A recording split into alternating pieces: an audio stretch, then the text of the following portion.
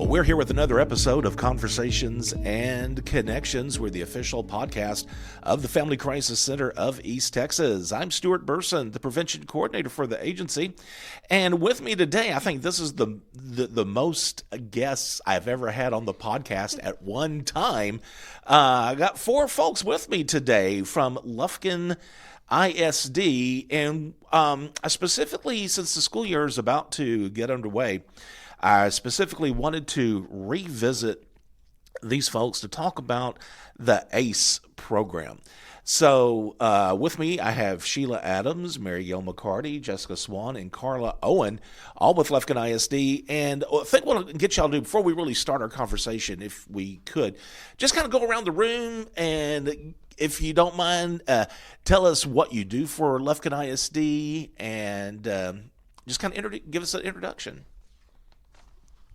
Hi, I'm Sheila Adams, and I do PR for the district, and especially with the ACE program, I do a lot of promotional flyers and just letting people know exactly what the program is, as well as some events that are coming up this year. Excellent. Hi, my name is Mary Gail McCarty, and I'm the project director for the 21st Century Texas ACE program, and I oversee all 10 of our campus sites. And I am Carla Owen, and I am the new family engagement specialist, and I work alongside the coordinators, site coordinators, and also with Ms. Mary Gail, and we try to create events for children and families, and we hope that it's a great year. Hi, I'm Jessica Swan, and I am one of the 10 site coordinators. I work at Anderson Elementary, and I am here just to give you the point of view from a site coordinator. All right, great. Well, I'm really excited that all of y'all have agreed to do this. I'm assuming you all agreed to do this. I don't know how many of you were voluntold to be here today, but I appreciate it. So I know I've had we've talked about this before in the podcast, but I kind of want to just revisit this quickly. Let's kind of recap again what the ACE program is, what it consists of, and why it's in place for the Lufkin School District, for the kids. Okay. Lufkin ISD applied for this grant. We're starting year 4, and so it's an after-school program that is funded. It starts at the federal level, and it's funded for the 21st century, and then it filters down through Texas, through TEA, and it's called Texas ACE. And so we felt like the district saw the need for an after-school program to help our families, to help our students. We want to help our students with, we have 4 main goals, and that is to help improve their academics, improve attendance. So academics, attendance, and behavior, we would like to help, improve the behavior. And then one of our most important components is the family engagement and helping just to promote, give our families opportunities to come into the schools and to do activities with their students and to just equip them however we can to make them more effective in their parenting. Okay, great. Well, I think it's really, I am really familiar with the program from as far as engaging the kids, because that's what we do. And we'll talk about our role here at the Family Crisis Center in engaging the kids and everything. But I would like to really emphasize also the importance of engaging the families, the parents as well, in all of this. So if you could kind of expound, so this is for the grade school. So is it still K through fifth grade? Yes, I'm right? sorry, I failed to mention that. that. That's okay. No, that's fine. It is open to students kindergarten through 5th grade. Mm-hmm. Okay. And so how are we engaging the kids? I mean, I know, obviously, but for the listeners, for the podcast, what does this program consist of? We talk about we're engaging the kids, it's improving them academically and through other means. How is that accomplished? I'll let Jessica speak to that, and she can maybe talk us through what a typical day looks like and all the different types of activities that they strive to offer. Sure. Mm-hmm. One of the great things about our program is that there are 10 campuses, and so primary is going to look a little different than elementary. However, we're trying this year to also be more consistent across the board. So what you see at one campus is going to really be very similar to another campus. However, we do all do some of the same things. First, the kids will come in to us right at dismissal. They'll have a snack or a meal, depending on their campus. And also, they will then go to academics, where we will have tutors. Sometimes they're part-time tutors that are retired teachers, or people with degrees that come in just to help with academics and tutoring. In some campuses, like Anderson, we have a lot of teachers that choose to stay an hour or two a week, and they help with academics and tutoring and aligning with the classroom day. Also, after that, we do what we call enrichment. Enrichment looks different. Sometimes it is Mr. Stewart coming from Family Crisis Center, and sometimes it's an area museum or activity that comes in to do something with the kids to kind of show them what Lufkin has to offer, and also just broadening their learning, like more hands-on activities. Then it could also be sports and learning how to play games by the rules. It could be board games and chess, and it's, and actually learning how to communicate and work with each other and playing a game, which then helps with their social and emotional learning, being cooperative. And then, and also it could be just art, music, dance. We have a lot of different things. Pilates has been offered, karate has been offered, cooking, gardening. We have so many things, and each campus does a little bit of different things, but we all offer a variety of things. Great. It's really a lot of fun from my perspective, and I think, and I want to take this moment to express my appreciation for y'all for extending the invitation. And I still can't believe that's been 4 years. We're in our fourth year. We were talking about that before we started recording.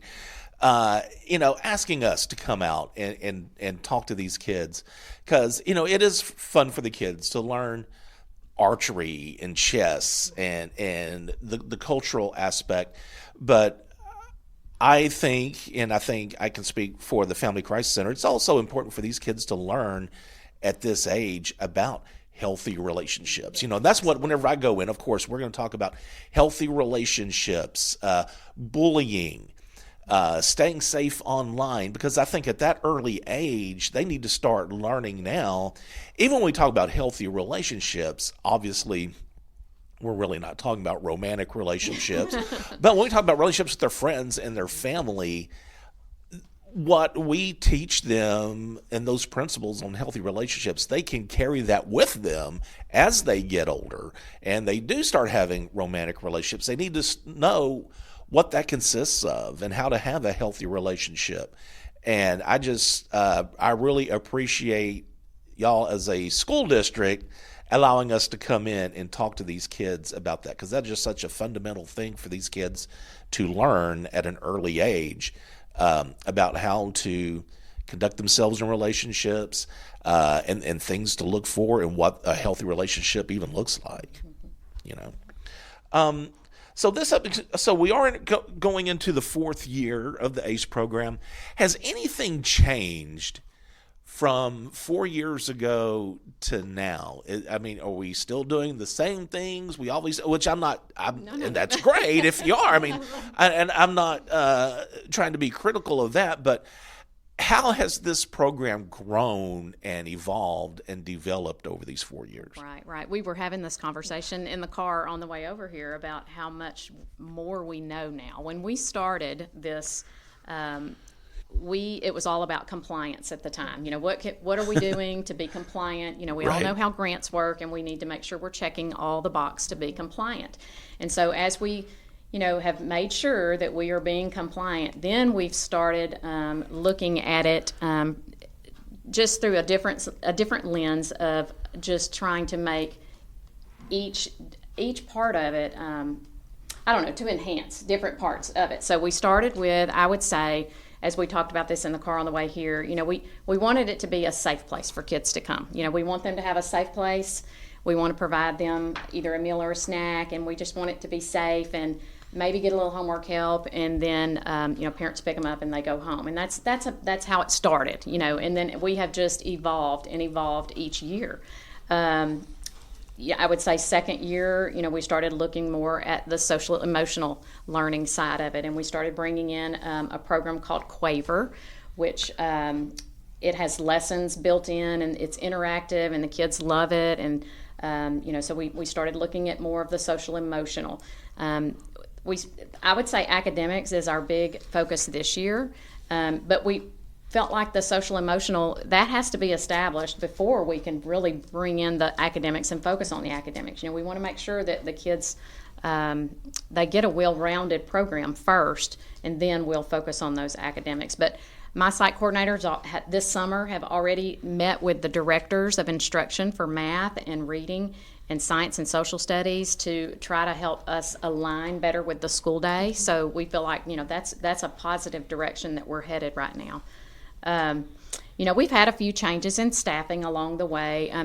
This year, like we introduced Carla, she is our new family engagement specialist. She's a new change. We have a new site coordinator at Dunbar Primary School who is coming to us from the Boys and Girls Club with tons of experience. And so we're super excited to have her join our team, because we feel like she can bring, some great ideas that they had at the Boys and Girls Club, which we want to partner with them as much as we can as well. Some of our students actually come to us, and then they get on a bus and ride to the Boys and Girls Club from our program. So, it takes a village. We're all these community partners. We want to work together. We want to do everything we can to make this the best after-school program in the state of Texas. That's our goal. There's been more than I go to the Boys and Girls Club every Tuesday. Mm-hmm. I can't tell you how many times. Hey, do you go to Anderson too? Yeah. Do you go to Dunbar? Yeah. Or vice versa. I'll go to Anderson or Dunbar or one of the campuses. Hey, do you go to the Boys and Girls Club? And every now and then I'll be out at Walmart or at the grocery store. Mm-hmm. I know you. So it's just interesting, and I was really excited to learn about Dunbar. The site coordinator there at Dunbar I have worked with before.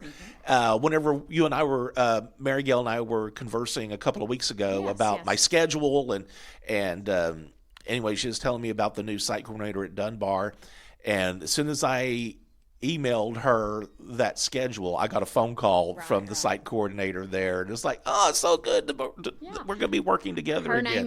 Her name is Celeste Goins, and when we interviewed her, I knew she was a perfect fit. She just comes to us with so much knowledge and so much experience, and already has connections to different community partners that we have not even tapped into yet. And so, as you talk about, what has changed, we are just ever evolving and always looking for more community partners and more volunteers and more just anything we can do to make this, again, the best after-school program that we possibly can. So this may be a really in-depth question, and if you can't think of anything, that's fine. But have you learned anything from what has taken place over the past 4 years that you may not have anticipated? Any surprises or anything that, hey, when we first started this, we didn't think about this happening, or we didn't think about this aspect? And am I being clear? Do you kind of, has anything come around that you may not have thought of or may not have anticipated that you've run into? And I don't necessarily mean anything problematic, but just something that has revealed itself that you didn't think about. I would say at the beginning, when we first got the grant, it uses Title I funds. It's funded by Title I funds, and we felt like at the beginning we need to target our students who were the most at risk, and the ones that were struggling academically and maybe with behavior and attendance, all of those things.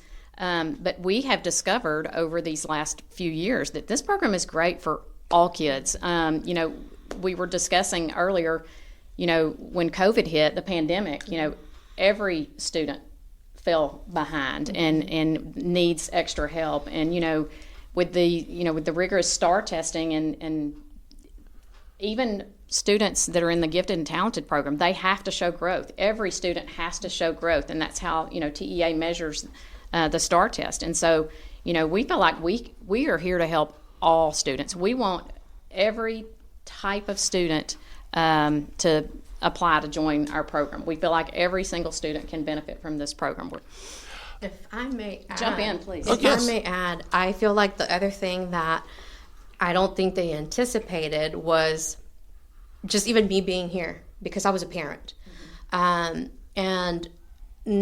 thinking that my kid had to qualify to be in the after school program. And then I find out, no, he's part of the school system. He's in the district. He can be, in the after school program. So, I am so grateful that he's got, Miss Swan over there, because she is really great with the whole social and emotional learning part of it. And also that we were afforded these free parenting classes. It was a 13-week course. And then when we finished, that was an amazing insight into what we can do better at home too for behavioral problems and how to manage all that. And then too, how to regulate ourselves too as parents. And being able to attend some of the family engagement programs that were on campus is another big opportunity that I saw for the after school program, that you're thinking, at first it's like, here's an event that I have to go to because I already committed. But it's not, because once you're there, you're learning. And if because we have great communication. I was very close to Miss Swan as a coordinator. And she was always really great about reaching out, letting me know, hey, this is going on. How can we address it? How can we work together? And I love that, because I needed that as a parent, because I was trying to go a million an hour, working and then trying to parent. And that my husband, though he's very we don't want to get too involved, kind of thing. And now he's going to facilitate, the parenting courses, So not only does it empower our after school kiddos, it's empowering the parents, and taking advantage of all these free classes, and even in that, to push us a little bit more and to really, trying to point our potential and showing us where you can flourish. And here I am, not thinking I was going to sit here as a family engagement specialist for the after school program, Right. Well, I'm glad you brought that up, because, like I said earlier, feel like I'm pretty familiar with the side from the kids' perspective and how it benefits the kids and how the kids are involved. But let's talk a little bit about the parents and the families, because I do want to make sure that it is clear that they benefit from this as well. It's just not something for their kids to do after school. So how are parents involved? How do you engage the families in this program? What's the benefit for them? Well, at first, it's really, I feel like that's one of the things that we are planning on maybe shifting our focus to, having more of that personal relationship with them, getting to know each family, because we know that not everybody is the same, and not everybody's on the same socioeconomic, and also the education level is not all the same, and it ranges. So you can't approach everybody with the same type of the same approach. Let's just advertise it and whoever shows up, whatever. I am more of let's create a relationship. Let's find out their needs. And this too was brought by Tamara, the previous family engagement specialist. And I feel like I'm going to take from that, because I saw that as part of the family advisory board that I was on to for the after school program that was presented to us. It was the Maslow's hierarchy of needs.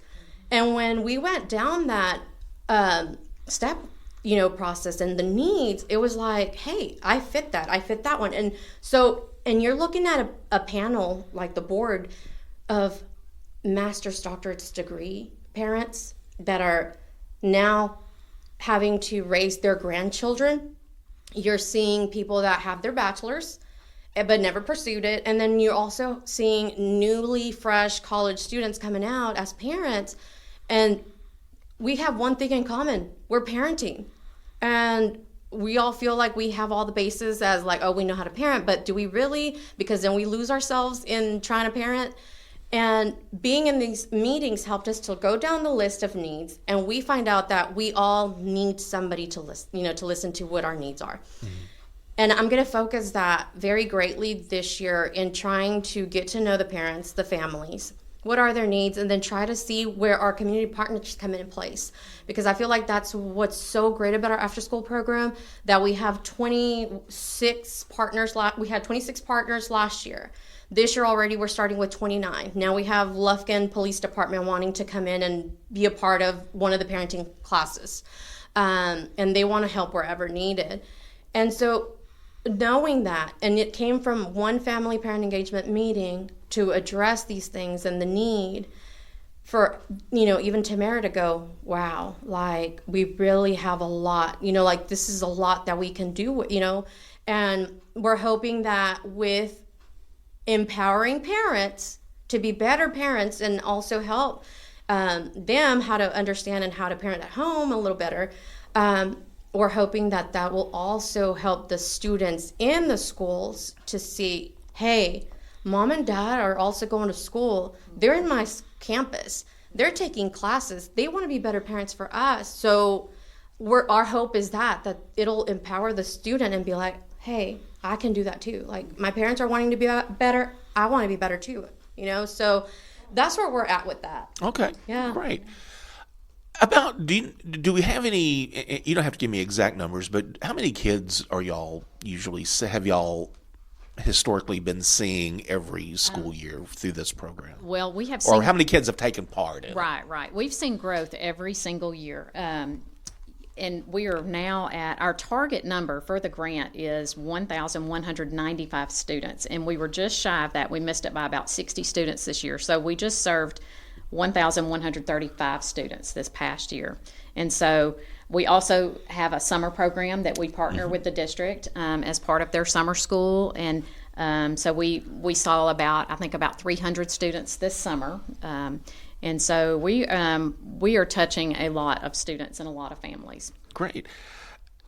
So this is grant funded. Mm-hmm. This has all been possible because of grant. How many more years is left on this grant? Okay, this is a 5-year grant, and we are starting year 4. Okay. And so we are already starting to look at that application to reapply. Well, yes, okay. Well, yes, you've looked into the crystal ball to see what my next question was going to be, because I'm going to assume that this has been a success for you guys, and you want to continue this. Yes, absolutely. I have spoken to my supervisor numerous times about it. I just want to make sure we're reapplying. Are we reapplying? And she has assured me that we will definitely reapply. There's no guarantee that we will receive it again, but we have high hopes that we've shown a successful program. We've been recognized by the state, at a couple of different levels. They've asked us to do some of their in-house training for TEA, and so we feel like we're doing something right. And so we're hoping and praying that we will get the application. Okay. We'll get the grant again.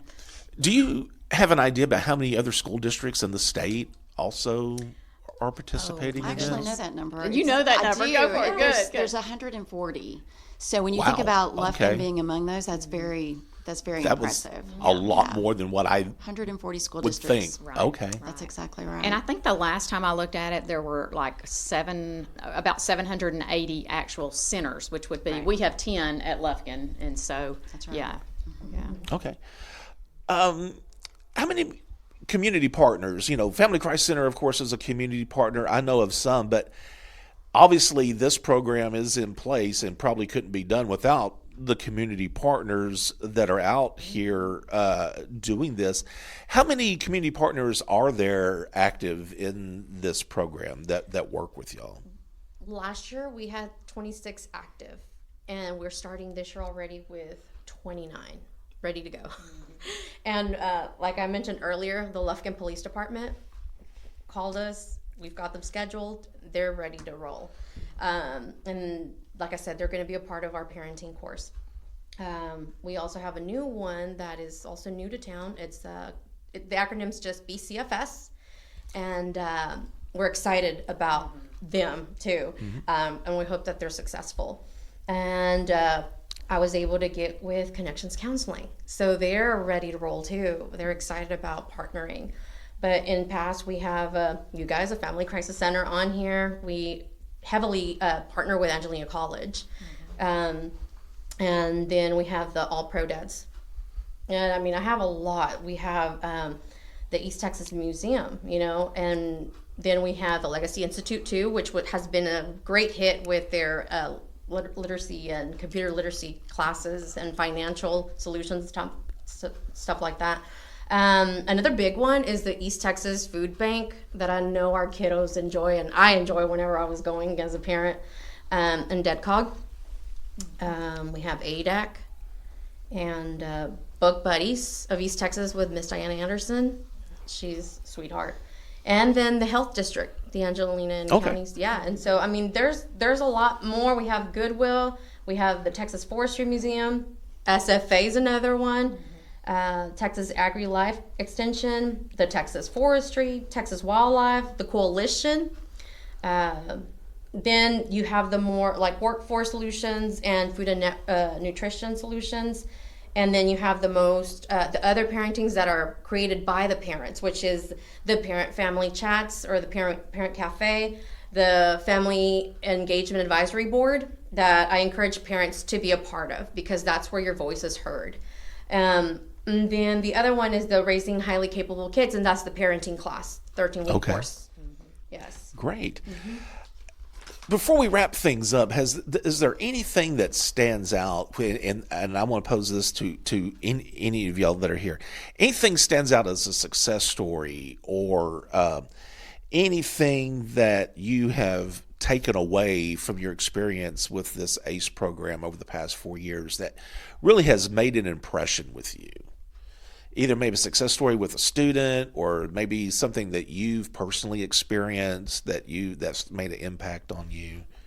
One huge success story is sitting at this table right here, right now. And I just want to point that out with Carla. Carla, as she stated, she's a parent. She decided, you know what, I'm going to let my child, attend the after-school program. Well, as things got going, she realized, there's parenting courses. So she started coming to our some of our parents. Carla ended up attending over 30, she attended over 30 parent events. And we have something called Parent University, where our parents, they have to meet a certain criteria, but we just had 29 graduates, and Carla was our valedictorian of our parent university. Well, congratulations. So Carla really caught my eye from day one. I started watching her. We started developing a relationship. When I saw her spoke, as the valedictorian, I just knew she needed to be a part of our program because she is such a huge advocate for us. And she got it. She understood our program. She understood what we were trying to do. And she is, a prime example of us trying to empower and change lives. And here she sits as our new family engagement specialist. And, I do want to take this time to thank Ms. Tamara Anguiano, who was our family engagement specialist these first 3 years, who did a phenomenal job of building that part of our program. And, I think about all the nights that she spent, in the evenings, and one of the biggest areas she grew was we offered GED and ESL classes in the evenings through Angelina College, and she was a part of that. She even, taught. She still does. She teaches the ESL classes. So anyway, I do want to give her a shout out. But I'm looking at Carla right now. She is living proof that our program is successful, and that we can empower parents and families and students. So I just wanted to point that out. And I think Jessica's got a success story too. Mine is from the aspect of working with the children each and every day. I would love to take every child in the whole district and be able to offer them this service. As long as we are equipped and we can handle the special situations or the special needs of the child, I at Anderson take them. I'm also not a spring chick, so I've been around with kids for about 25 years, and so I'm honest with the parents going, okay, what are their needs, special situations, and then I always say, let's give it a try. Let's give it a try. And if it's not, every program's not for every student, every program's not for every parent. And so, but I want them to also get a chance to be a part of our program. And through that, I've had kids who are in special services that got to come in after school and be able to make friends with other kids that they normally during the day would not be around, and just watching them grow, whether it's just being able to communicate with each other, learning how to be in a bigger situation. We have some kids who don't handle big crowds, and then at the end of the year you see them right in the middle of these big crowds, and you're thinking that is my why. That's why I come, is because I'm seeing kids, even if it's the most small little step, it's still a step forward. Yeah. We won. And so, and then also, one of the things I don't want to boast about, but I want every parent at Anderson to know that Jessica or Mrs. Swan listens to them, and that they matter, because everyone matters. And whether you're a parent, a grandparent, or a student, you matter. And so I like that aspect of having an after school. People ask me, why don't you teach during the day? And I said, oh, nope, this is what, this is it. This is my calling. People have said, you should teach, you should do this, you can go into counseling, whatever. And I'm like, no, the after school program is where I feel like I want to be. And that is because I get to see the parents every day. I get to see the kids every day. I get to ask them, how was school today? Where are you struggling? What's the greatest thing? I've gone to a lot of site coordinators, go to basketball games, go to their music events, go to things. We're trying to make sure these kids are not just successful for this school year, but are going to be productive, successful adults. And I tell them all the time, in 20 years, I want to pick up the paper or turn on the internet and see you doing great things. And so that is why I think we have so many kids that are making successes, and whether it's on a STAR test or just being able to play a board game without losing, having a meltdown, losing gracefully, losing their little minds. That to me is that's what we're doing. And great. So I feel good about what this program does overall. So okay. And can I just also take a second to thank you, Stuart, for being one of our biggest supporters, and thank you for coming in and teaching the kids about healthy relationships with your puppet, Bobby, right? Oh, yeah. Yes, Puppet. Yeah, Bobby. They love Bobby when they see Bobby coming. Yeah. God forbid if I don't have Bobby with me. Yeah. Oh, man. Yeah, where's Bobby? Where's Bobby? But we just want to thank you, and thank you for allowing us to do this podcast today to help us spread the word. Oh, yes, ma'am. And I just wanted to add a couple of things. This program, it's the perfect blend of community, uniting with parents, uniting with students. And I just feel like it's so worthwhile. And at the end of the day, it's all about the students. We want the students to do their absolute best and be the best version of themselves. And I feel like this program definitely does that. But something that we don't want to forget, it's absolutely free to parents. I forgot to mention that. It's no cost. And so when you think about the benefit, it's huge. I mean, you can't put a price on how much engagement and support that we get through that. And one of the big things that's coming up is a community showcase. And so I want to let you guys know about that. And I'm going to turn it over to Carla, and she can explain some of the things that are going on with the community showcase. Yes. So at our community showcase, that is on August 13th from 5 to 7 p.m. at the Civic Center. And we will have just about the 26 community partners out there. We will have like a presentation just for the new parents that are coming on board and just explain the program briefly.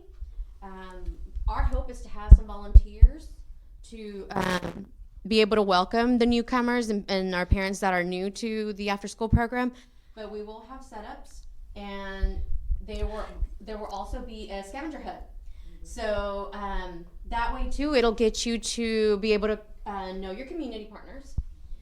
It would also get you to. I'm going to get you to wiggle your mic a little bit. I don't know if I have a.